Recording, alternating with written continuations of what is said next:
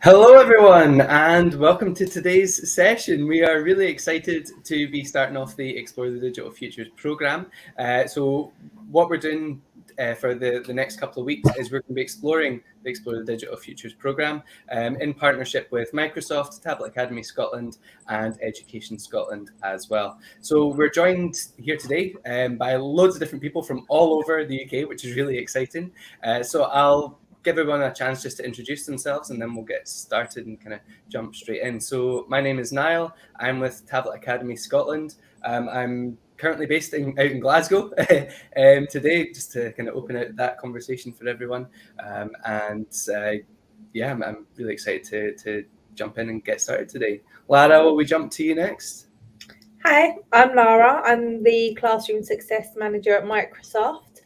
I'm based in London and it's my job to help teachers with everything office productivity of Microsoft. So I'm really excited and really happy to be here to do the first lesson for Explore the Digital Future. Roxana? Thank you, Lara. Hi, everyone. My name is Roxana. I am a Customer Success Manager within Microsoft, and I also work with the education team, and I support the team where Lara works in and everyone else who is currently adopting our Explore the Digital Future program. Esther?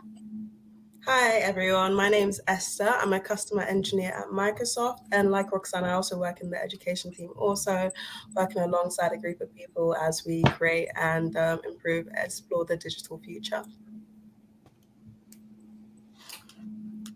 My name's Jenny. I'm one of the digital skills officers at Education Scotland. My role is to support local authorities, schools and practitioners with digital skills, digital literacy and all things technologies. Brilliant. So, yeah, we've met everyone. One of the kind of the great parts of these sessions is that we're going to have guest speakers coming to join us who are involved in the digital futures and all of the using all the tools that we're going to be talking about over the next couple of weeks. So we're really lucky to have Roxana and Esther with us today. So we're going to start off today with letting our guest speakers kind of talk about their roles and how they use digital technology for the better. So I'm going to ping up the presentation there, and I'm going to hand over to Esther and Roxana. Perfect. Thank you, Niall. So we just wanted to quickly take you through what Explore the Digital Future is. So Microsoft's mission is to empower every person on the planet to achieve more. And that empowerment, we believe that it can change the world for the better. And our ETDF digital skills program is dedicated to transforming the tech industry by driving ethical values based on trust and inclusion. And we want to make sure that the tech industry of tomorrow is inclusive, welcoming, and built by us together for us. And our ambition is to reach 10,000 young people annually. And our program aims to prepare these young people with skills for the technology-driven world of tomorrow and demonstrate how diversity helps build better technology and how it can be used as a force of positive change. So we want every young person that takes part into our ETDF program to have the opportunity to build their practical digital skills and understand the values of Microsoft and recognize the benefits of building this diverse industry. And we want them to feel inspired to work in the tech industry because of the positive impact that they can make and debunk all of these myths that sometimes you can hear around working in tech and working at big tech companies.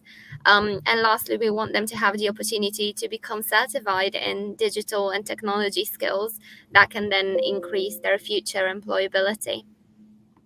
So this is just a snapshot of a slide, including all the modules that ETDF delivers.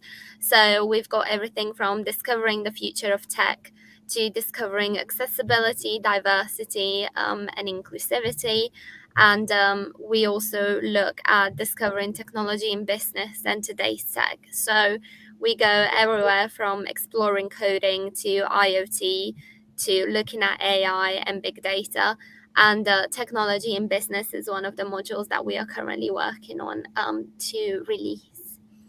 And jumping on to the intros and how we got here at Microsoft in the first place. So I've just put together a slide that sort of entails my journey into tech and what I've done previously. So back at university, I was a staff and student committee chair. So essentially, my job role was to take the feedback from the students on my course back to senior lecturers in order to improve our program as much as possible. And then whilst I was at university, I was also working part-time at Clark's. I had been with the company for a total of almost 4 years, and I worked at 2 different locations. And before joining Microsoft in April of last year, I also completed a spring internship at an investment bank in their global markets division, which was a really amazing experience. But that also sort of taught me that that was not necessarily the path that I wanted to go down. And then following my finance internship, I took my first step into tech, and I joined the EMEA Career Upskilling and Bold Mentorship Program with Google, and that sort of gave me a taste of what the technology industry is like. So I was really excited to be joining Microsoft just a few months afterwards. And in terms of my personal story and where I come from, I was actually born in Bucharest, and I moved to Milan in Italy when I was around 7 years old, and I lived there until I was 17. And following that, I moved to the UK and lived in a few different locations. As mentioned before, I am currently at university and I'm doing my placement year. So I'm in my 3rd year and I'm due to go into my final year in September. So at Microsoft, I have had so many learning experiences, and I came in with little to no technology background. So I was really scared at the beginning that I was just not going to fit in. And there was a lot to learn in the first few months, but there's a lot of things that I have sort of taken from those months in my internship, and I've understood that really they're not looking for you to be super technical or with a load of expertise in the industry already, but they just want you to fit into the company's culture and values. And as long as you're able to work with the people in your team, and you can show that you are curious and willing to learn, you will do absolutely fine. And there was a huge learning curve for me, and I've learned how important it is for myself to make connections within the company, within my team, and building that network of support with both my peers, so other interns and other early in careers, as well as getting mentors. So that's been absolutely amazing. And a few personal lessons as well, protecting my time during my internship and making sure that I'm choosing the right projects that are helping me in developing my career and the path that I want to go down on. So I guess my main takeaway from this is to not be discouraged in applying to companies like Microsoft, because it really doesn't matter what your background is, because they will look at you how you are as a person, and how you fit in within the culture, and as long as you match, then that will be more than enough. And I think one thing that I really value about working at Microsoft is the growth mindset. So you have the space to learn and grow in your own time with all of the support from your team and everyone else that's sort of in your circle. But yeah, I guess those were my main takeaways, but I'm more than happy to answer any questions that come through in the comments. But with that, I'll just hand over to Esther, who can take us through her experience within Microsoft. Thanks, Roxy. So hi everyone, as I mentioned earlier, I'm Esther, also an intern at Microsoft. Me and Roxy started within the same cohort, but we are in different roles. Roxy works in modern work, but I'm in Azure infrastructure, so I deal more with the cloud computing side of things.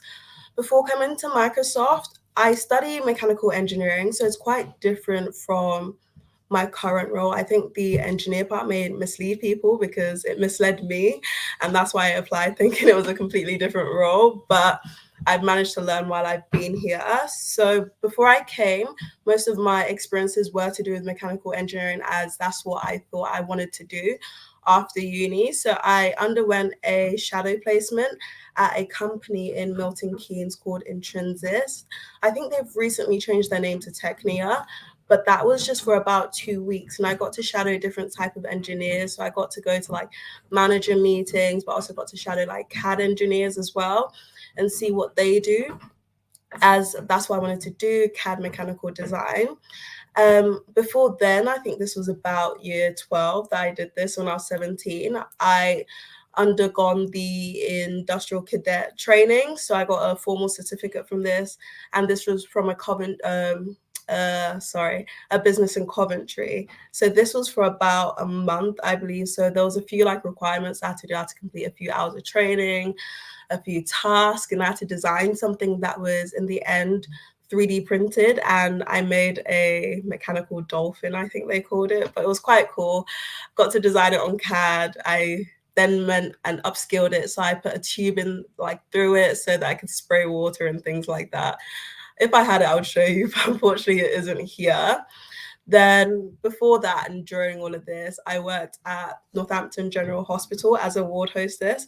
This is totally unrelated, but I think this is where I started to get my people skills. At school, you don't really get this. And when I was young, I wanted to just make money like most kids do these days. So I worked at the NHS for like 4 years. Originally, I'm from Nigeria. That's where I was born, but I moved to the UK in 2004. So I was quite young, but fortunately, my family is still very Nigerian. They would not let me forget the language. So I still speak Yoruba. When I call my mom, it's Yoruba. She doesn't even call me Esther. She calls me by my Nigerian name. So, and then also, I've got 1 more year left at uni before I graduate and officially get my Bachelor of Engineering degree. Now at Microsoft, I've really had to learn and change, because I think the shock was when I came into cloud computing, I was just thinking, what is this? Like, why did I not do more research? I was like, I don't know how to do tech. I'm like the least technical person you could ever meet.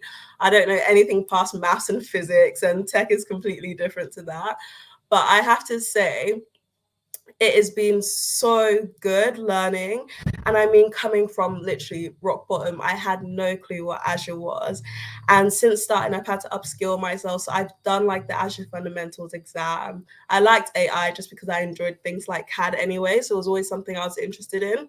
So I did the AI Fundamentals. Then earlier this year, I also passed the Azure Administrators exam, which is really cool.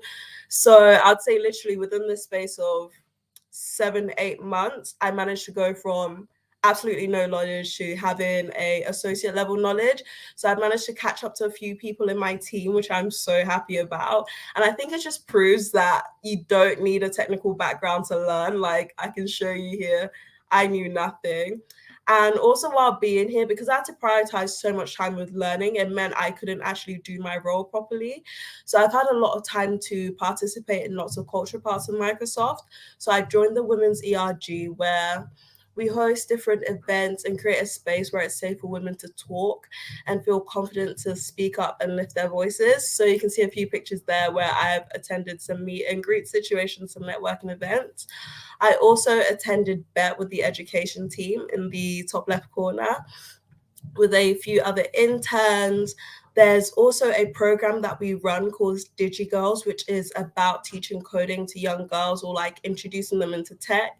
And I actually ran a demo on Make Code Arcade, which is a Microsoft software that allows you to learn how to code. It starts from blocks, and you can learn things like Java and Python as well in a really and simple ways. And I'm also the social and intern of the interns. So I've ran a lot of events. There's also pizza day there. And this is just really about bringing everyone together, boosting morale within the cohort, making sure everyone feels comfortable to communicate with one another. You can find that when people are in different roles, you may not get to work together as much as you want, but I try my best.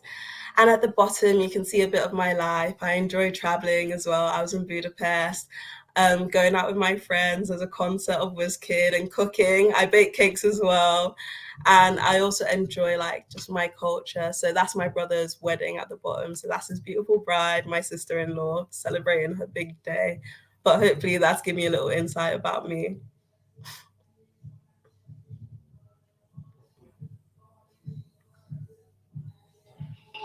On mute.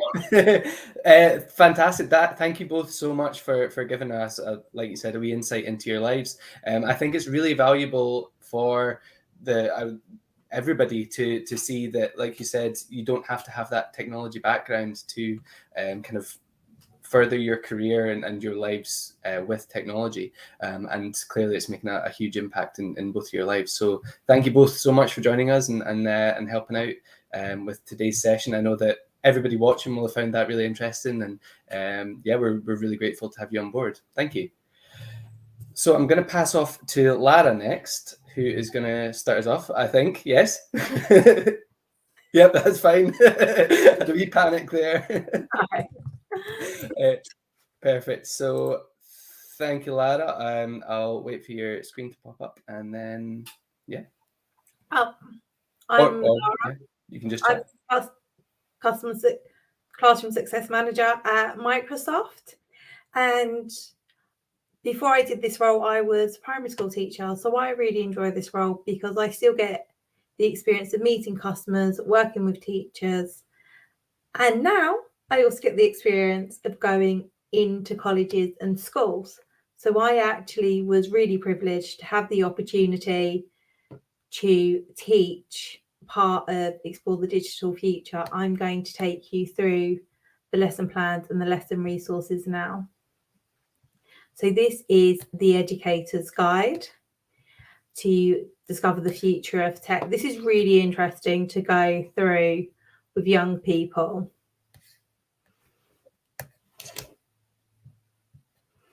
Sorry.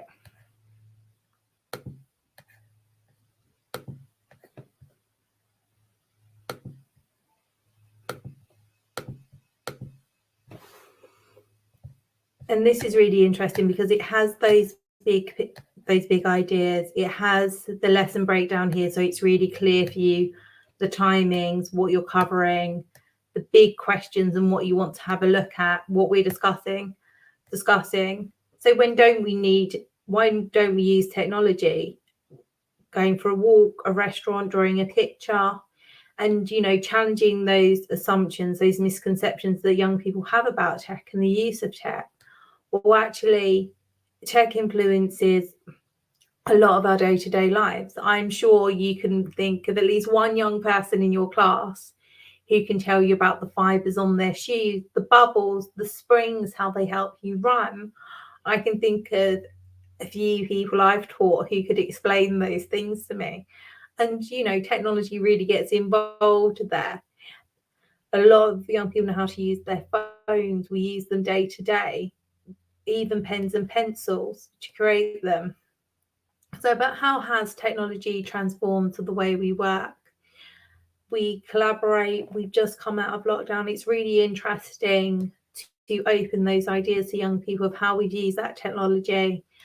We there's a wonderful case study here where you can read the article on the HoloLens and how that's been used at the Imperial College London during the COVID response. You didn't need to have as many people in the rooms. And this is something they're going to carry on using for students to watch on their devices at home to support their learning. It means a patient doesn't have to have lots of people standing around them. It's not such an overwhelming experience. And then moving on to the Be-Create Neuro. And that's the platform where a video can be shared of a potential seizure with the NHS healthcare professionals for a diagnosis to reduce the amount of people in a hospital and have that patient seen. And I think this is the one I really enjoy. This is how can technology make life simpler? And I think a lot of people think about this, about reading, barriers to learning, accessible. When they think about accessibility, they may think about artificial limb technology, which is really interesting. This video focuses on not artificial limbs, but how 9-year-olds can play Xbox and the wider inclusivity of these tools that technology has made life simpler. And then it moves on to reflecting on what we think technology will look like in the future. And depending on the range and the ages of your classes, I'm sure you'll hear some brilliant ideas. And then this video is actually dated 2011, which is 11 years ago. And this is what people at Microsoft thought technology would look like in the future. And then you can go through what parts of this have happened: fingerprint technology, GPS, translation tools. We actually have a wonderful translation tool. Our face is now open our phones most of the time. And then we can think about the future. How do we think this is going to impact the future of this technology? Focusing on, it may not be creating new technology, but the positive change of existing technology. Maybe we'll use our fingerprints to start our cars. Get into our houses. What do we think about technology we already have? And then we can have a look at who's behind the technology. And this is really breaking down those misconceptions, those stereotypes of who works in technology, looking at some of the women who have worked in technology. I think a lot of people are surprised to discover that it was a woman who made the first computer algorithm and made bulletproof material. And really breaking down those misconceptions and understanding who the people in tech are. And then we can move on to supplementary learning. And then we have our levels for our foundation levels, intermediate and advanced, for what you feel would be most appropriate to your class.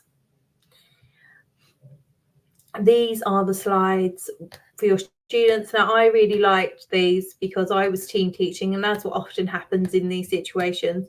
You take over, and I've always been someone who likes just a question, maybe a little bit of information, you turn around, have a look, and it brings you back to what you're doing and what you're asking your class, because there's 1,000,001 things happening in a classroom, and those pointers I find really helpful.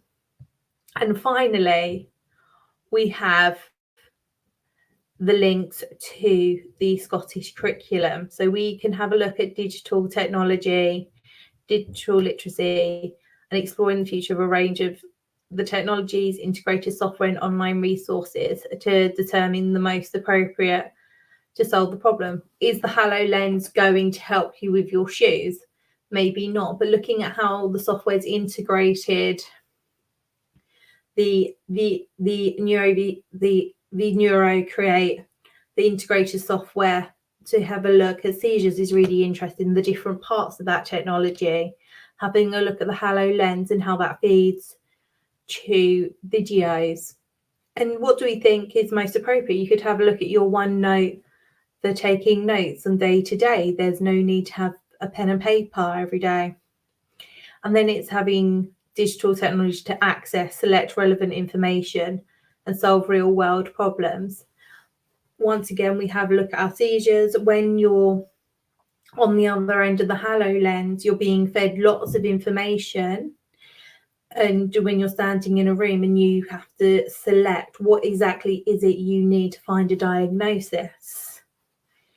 And then we have our cross-curricular links for English and literacy. I always everyone likes to get as much coverage as possible. And then we've got technological developments in society and business to understand scientific and technological developments and how they can contribute to everyday products. As we were looking, you've got your pens and paper, how they're created. But then we've also got something like OneNote to take notes. And we've then got how children can play together now, how they can all game together with accessibility features. And then you can have a look at evaluating the implications for individuals and societies of ethical issues arising from technological developments. This is really interesting. I really enjoyed doing this in class, actually. They were college students, so they were 17, 18 years old, and hearing some of their ideas about the ethics, and it's what can people see, what don't you want to share, what do we think should be shared. The neuro to support with the seizures is really good for saying a lot of that system is about protecting that information. And what do we think and how ethical we think this is and how we can help. I can explore the impact and contribution of the use of various software applications and emerging hardware in business. So we're looking at our HoloLens, and we could see in the video, when you look at Tech of the Future, you've got someone holding the mechanical part. They're actually looking at a hologram and how it will fit in without having to take things apart. And then you're analysing products to consider sustainability, scientific and technological development. So these products, what are they made of? How sustainable are they? And can we maintain manufacturing, sharing that data, saving paper when you're not storing things physically, and that has a massive impact on the environment. And I can explore the rights to which I and others are entitled and able to exercise these rights appropriately and accept the responsibility to go with them, and showing the rights of others for health and well-being. That is really well covered when you look at the Neuro, and you have Neuro Create, and you have a look at that information and people's rights to privacy, but still managing to access the diagnosis they need without having to leave their homes and having to try and travel to hospital. Before having a look for computer science and describing the structure and operation of computer systems which have multiple software and hardware levels that interact with each other. Sorry to repeat, because I think that follows on very nicely from the one before, actually, because you have all those different parts of software and hardware, the videos that are created to the software, which limits who can access your information and who it's shared with and how it's stored. And I think it's great, and I just really enjoyed that that's all tied up nicely for you. I hope you enjoyed that. I'm staying here. If anyone's got any comments or questions, please let me know. Fantastic. Thank you very much, Lara. That was brilliant. I've got one question for you. Where would we find your section from the Digital Futures website? Like, how would we find exactly what you've been talking about today? You would find it on the Explore the Digital Futures website, and the lesson plans are all within there, and I will share the link. Amazing. Thank you very much. Brilliant. So we're now going to head on to Jenny. So I will let Jenny take over. Thank you very much. So I'm just going to share my screen.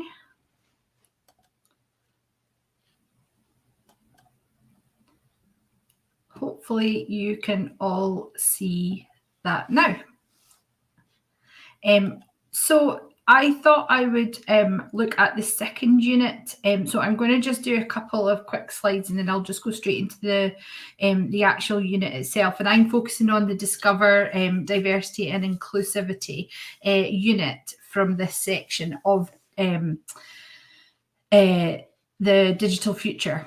So there are 4 main areas that it's looking at different perspectives in technology design, and we're often told in society to consider different people's perspectives when we're engaging with them, when we're considering any changes that we make. So I think it's really important that we start looking at this with a technology hat on as well, so that young people are not just using it, but they're considering how they could design it for others as well, and how the existing technology they have, for example, some of the Microsoft tools that are in Glow could also be used in different ways to support learners amongst them.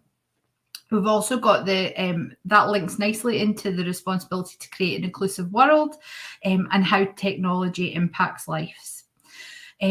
So the two main E's and O's that I thought that this really linked to from the lesson plan that Lara's just gone over are Tech 06A and 01A. I also think in the technology developments in society for business that it does cover a lot around 5A, from second level right through to fourth. So we're thinking about how something is used, how is it being adapted, how could we make it better? So we're thinking about the design process. So there's nice opportunities, and I'll speak about them shortly, of linking with interdepartmental subjects, so CDT, design technology, maybe even the literacy department, as Lara's just explained. Some of the E's and O's are there in the curriculum plan. And then obviously we all use a range of technologies, but highlighting how these technologies could solve a problem, because often we consume, we're not using them to create and solve something else. So I think that's really important. So I just want to flag that up. So I'm going to come out of my presentation, and I have many a tab open for us today. So the unit that I'm looking at, as I've said, is accessibility, diversity, inclusion, and it comes with a really handy educator set of slides as well as learner slides. So this pack for educators covers those areas that it highlights there, and it breaks it down. So my unit is basically 3 parts plus an extension, and the extension is the core sort of making the really creative part of this unit. So first and foremost, we're going to talk to our learners about some big questions. And again, this is where we can make nice links with the language department. So we could get English involved, maybe start a debate, looking at different issues that have arisen in school, linking to the big questions that are highlighted in the pack for you here. But even just thinking about how technology could be used for inclusion. How is it removing exclusion? How is it innovative? What does innovative actually mean? It's banded about left, right, and centre. What does it actually mean? Asking young people, because often they have a different viewpoint than the person next to them, or even us as practitioners. And then looking at what is the impact if we make a change, and looking at that from a range of people's perspective.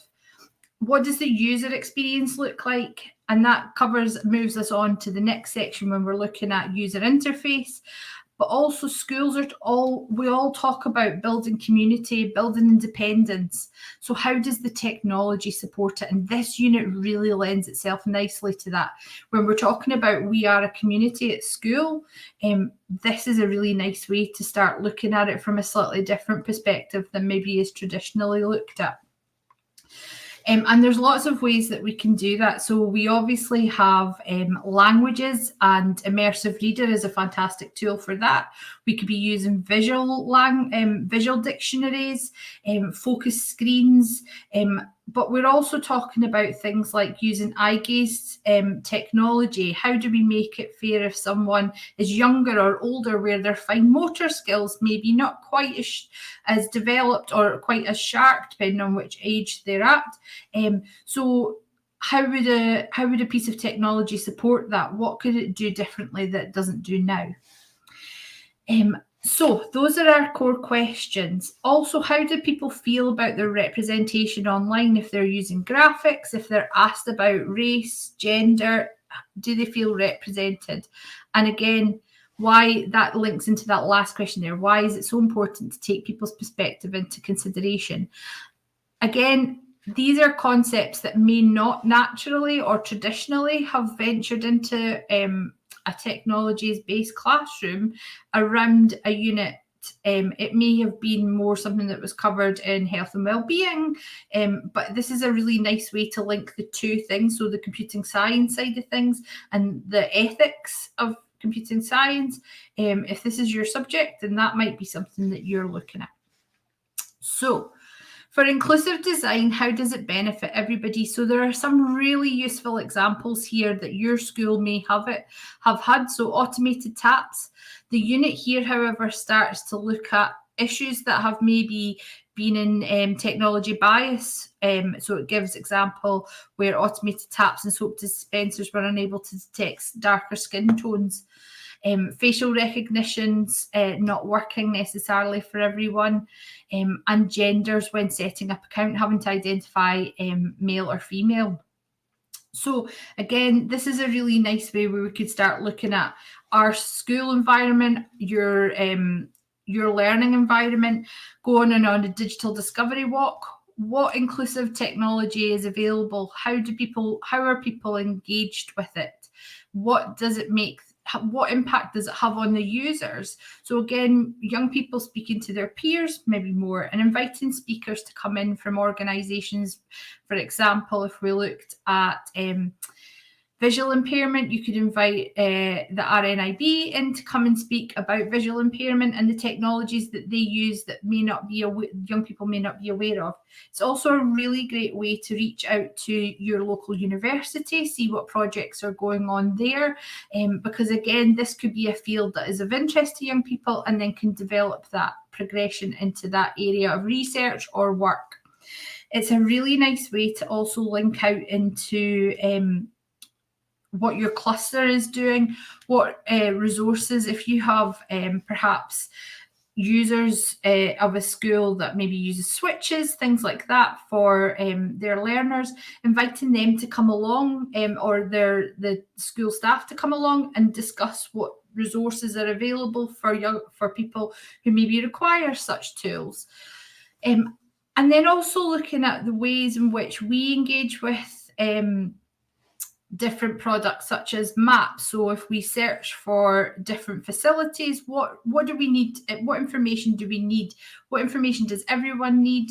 And how can it benefit everyone to have an inclusive sharing on these resources? A really nice example, although you may not want to use this with your learners, it's up to you, is the changing places maps. So it gives like really clear visuals based on the spaces that are there.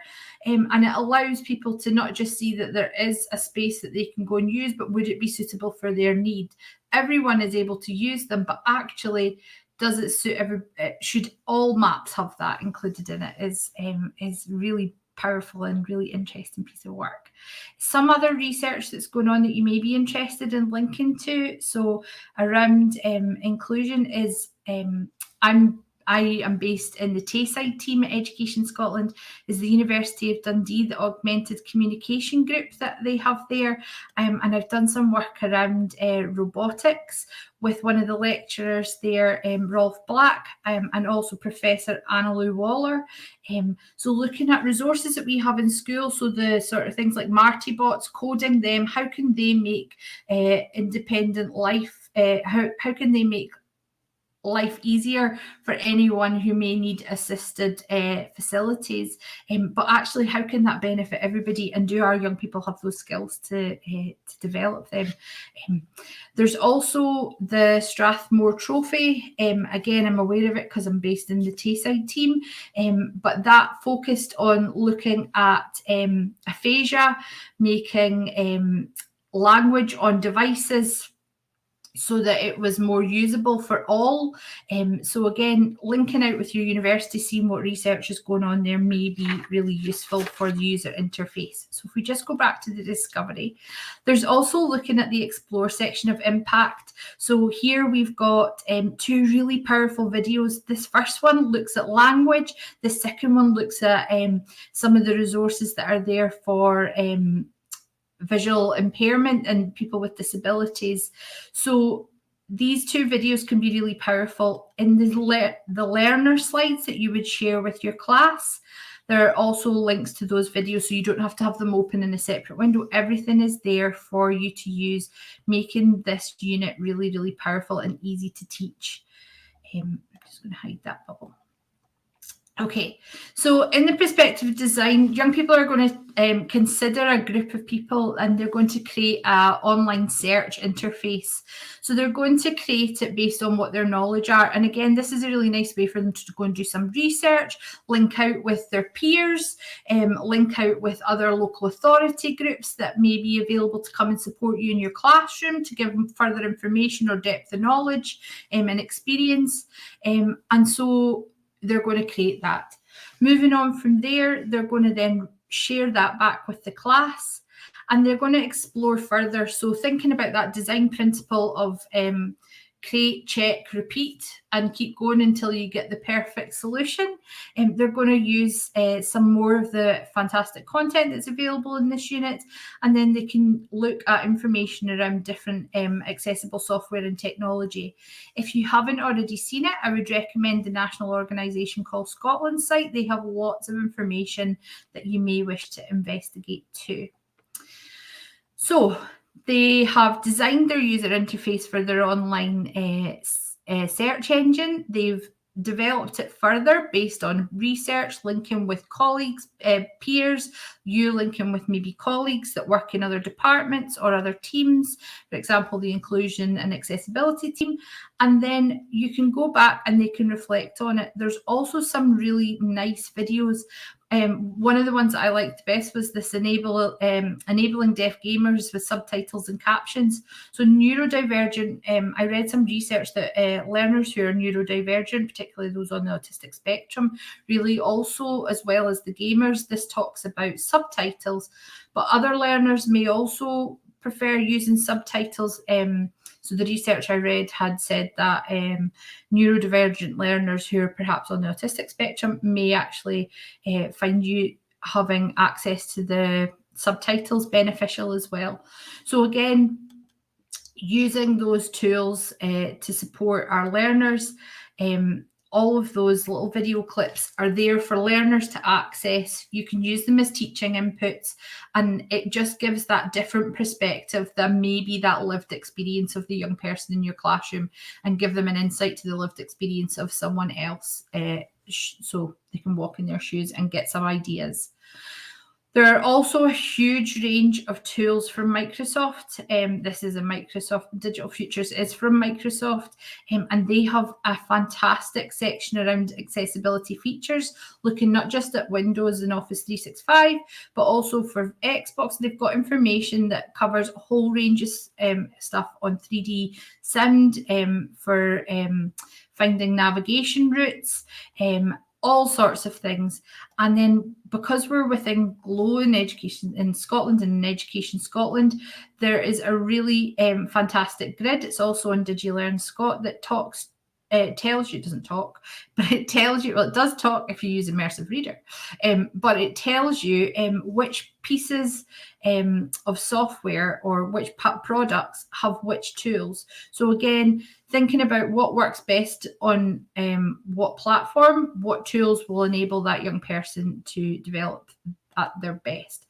And then finally, if we just scroll down, there's links to the supplementary learning that can go on. So if you need an extension or you want to extend that learner, or that learner has perhaps shown a real interest or aptitude for something, there are some suggestions on how you can develop that further.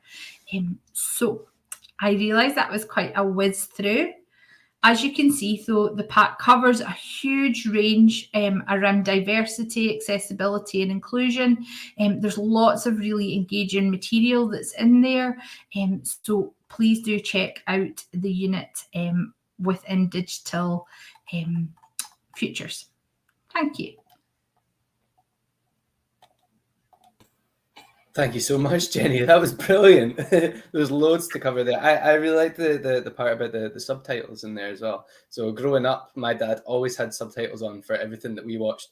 So now when I'm watching something, I need the subtitles on too. So just goes to show you. Yeah. So I am going to take over now, so it's going to be my part. Similar to Jenny and Lara, I'm going to be doing loads of jumping around, different tabs, different presentations, different PowerPoints. So if you give me 2 seconds, I'm just going to remove Jenny and Lara there.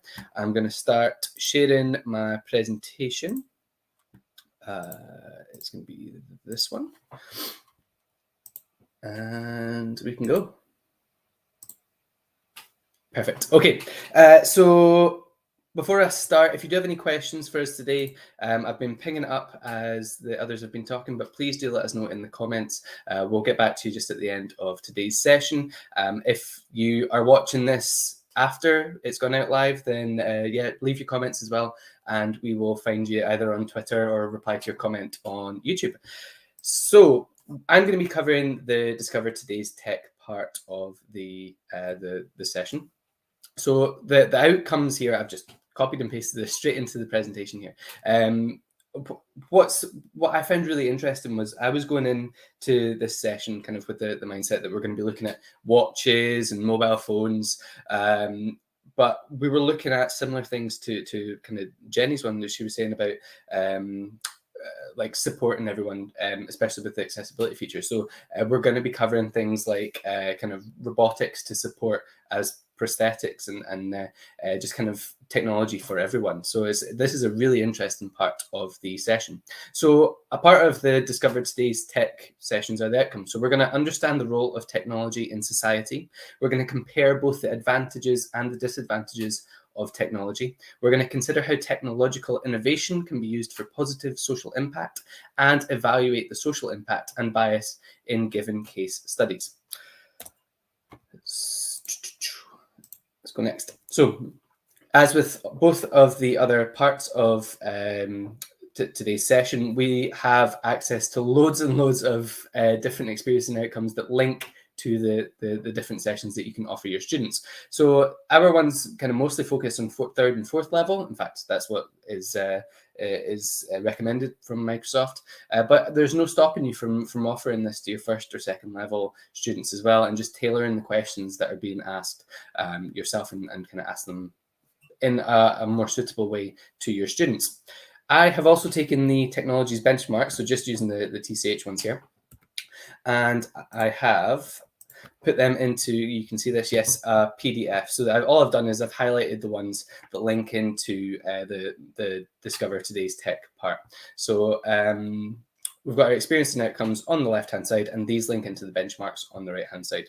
So we start off in third level. I understand how scientific and technological developments have contributed, and the benchmark for that would be discusses advantages and disadvantages of using technologies in our everyday lives.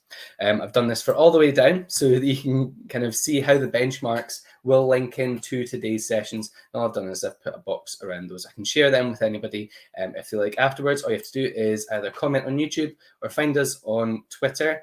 You can find me at Niall Ridgway. And yeah, let us know any comments or questions you've got, and if you're needing this, I can send this on to you. So again, for example, I can analyze products taking into consideration sustainability, scientific and technological developments, with the benchmark being identifies factors which affect product design. So heading off to the Digital Futures Programme, this is kind of what the website looks like. All I did to find this was type in Digital Futures Programme into Bing, and it popped up with the Microsoft website. So I've come down and we've gone to the Discover the Tech Industry is what we're looking at today. And here's where you'll find my part of my kind of section from today's session, Discover Today's Tech, and you've also got Jenny's and you've got Lara's in there as well.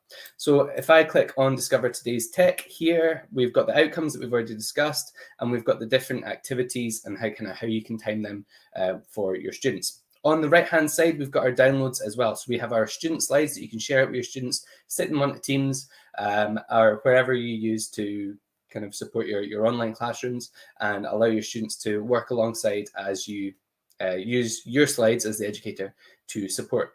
So I'm going to open the student slides first. So this is where you're going to find kind of all the big questions for your students to answer, and everything they need is going to be in here. So we've got here our big question: is technology inherently good or bad? Linking in, so we're on lesson slide 1. I can go to the educator guide, And here I can come down. We've got our module overview again, and here it'll tell you on the left, lesson slide 1, here is our big question. So is technology inherently good or bad? And now we've got a couple of things to kind of talk through our students with. So we can pose this question to the class and invite students to reflect individually before sharing their thoughts. And then we go into slide number 2, down here, so back on the student ones. What different types of technology are featured in the films? Are they shown in a positive or negative way? So I know through like word of mouth and rumor, how true it is, I don't know, that there are certain technology brands who don't want to associate themselves with the good side of a film or the bad side of a film because of the negative or positive connotations that go alongside using technology. So I think this is a great way to kind of gauge kind of what learners are picking up on. Do they think that different kinds of technology that are featured in films, are they positive or are they negative? Social media, how is it portrayed in films and TV? Then alongside that, we do get some videos to watch with our students. So all you have to do to access these is just click on them. You can see in the bottom left hand corner there the links to those videos. All you have to do is click on the links, and you now have access to those videos. But I'm streaming, so my internet's going a wee bit slower today. So you can share that link out with your students, and then they've got access to everything in there. As you've seen in Lara's and Jenny's sessions today, we've got loads and loads of different parts to each lesson. I know that my one has, let's pop back, so many tabs, 2 different parts to it. So we've got the starter, we've got part 1, and we've got part 2 as well. So it's going to take a while to get through all this. My recommended duration is an hour for you to work through each of these, but we've got big questions to ask our students. So is kind of tech for good? So going back to the student ones there, how does bias in technology have a negative impact? Tech for good health, as we mentioned earlier, we've got our prosthetics there, how you can use prosthetics to kind of enhance the lives of many different people, and how that technology is supporting so many people from around the world. We've got tech for good, using kind of humanitarian issues as well. So previously we were just thinking about, like I said, kind of watches, mobile phones, kind of that kind of tech aspect in films and TV. Here we're talking about the humanitarian issues as well. We've got tech for good as well, iconics, the ocean cleanup, so you can again watch these videos and follow these links to find out more information. Here we go. So we've got all the information there about how they're using tech to support the cleaning up of different rivers and oceans. Just pop back again. I know I'm flying through this this part just to make sure that we cover everything. We've got different case studies and looking forward and kind of asking the questions, kind of what do we expect from the future of today's tech. So that is kind of whizzing through the Discover Today's Tech part. Now that we've covered all 3 parts of the Discover the Technology industry, on the right hand side you will notice that we've got our download certificate. So on the right hand side you can download a certificate. It's going to take you all the way down to the bottom, and you can download the certificate once you have completed all of these different parts of the Discovering the Tech industry. I really like this because you can type your name in, so you can send the link straight out to your students and they can then stick their name in. You can download that, you can export it as an image, you can save it to wherever your pupil profiling website or kind of wherever you store all your kind of digital badges on, so you can include that just as evidence of your learning. Linking into the certificate as well, we have a certificate for anyone who goes through all of our sessions. So you'll notice in the chat, I will show it up just now on the screen for anyone watching. If you click on the link in the chat, you will be able to just kind of register that you've taken part in today's session. You don't have to be live to do that. It will be there for afterwards as well. Let us know that you've taken part, and then once we get to the end, we'll send that certificate out to anyone who's attended all or most of the sessions. So yeah, that is Discover Today's Tech. Like I said, it links into the Scottish curriculum. So all I have to do is click on Scotland, and here we have all of the E's and O's that it links to, and you can also find the ones that Lara and Jenny have covered as well. So yeah, that was a really quick whiz through everything there. I'm going to invite Jenny and Lara back in. If you do have any questions about today's session, please pop them into the chat. Let us know if there's anything you want to know a wee bit more of, if there's anything that we've not covered in enough detail and you'd like to kind of find out a wee bit more of, or if you've just got any kind of general questions for us, let us know. We'll be here for the next kind of minute or so, just kind of keep an eye on that chat. How did you find that, Jenny and Lara? You enjoyed today's session yet? Yeah, it was great to speak to everyone. I really enjoyed the modules. Absolutely. Yeah, it was really good. Thank you so much. I'm new to live streaming, so yeah. We've had a few practice runs before today, just kind of going through how the comment systems work, adding and sharing your screen. So yeah, it's been a great kind of experience for all of us.